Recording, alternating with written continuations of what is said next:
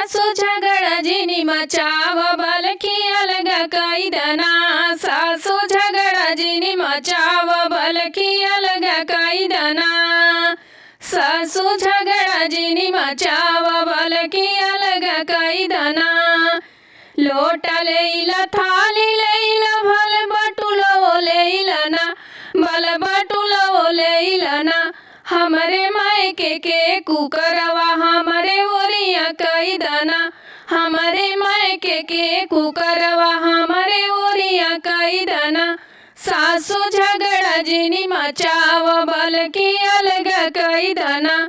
सासू झगड़ा जिनी मचाव बलकी अलग कैदना। खटिया लेला मचिया लेला भल खटोलवो लेला ना। खटिया लेला मचिया लेला भल खटोलवो लेला ना। हमरे मायके के पलंगिया हमरे ओरिया कैदना। हमरे मायके के पलंगिया हमरे ओरिया कैदना। हमरे मायके के पलंगिया हमरे ओरिया कैदना। सासू झगड़ा जिनी मचाव बलकी अलग कैदना। सासू झगड़ा जिनी मचाव बलकी अलग कैदना।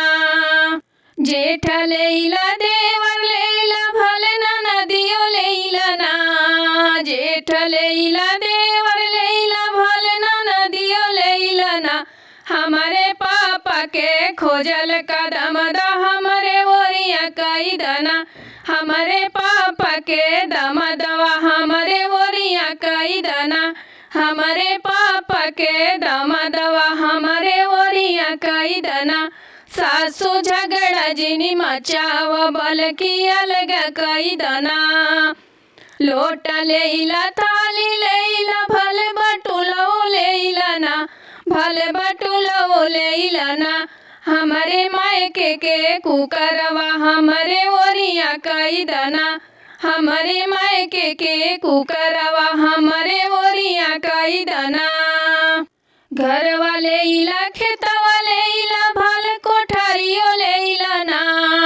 घरवा लेला दुआरा लेला भल कोठरियो लेला ना। हमरे पापा के दिहल का फ्रिजवा हमके देई दना। हमरे पापा के दिहल का फ्रिजवा हमके देई दना। सासू झगड़ा जिनी मचाव बलकी अलग कैदना। सासू झगड़ा जिनी मचाव बलकी अलग कैदना।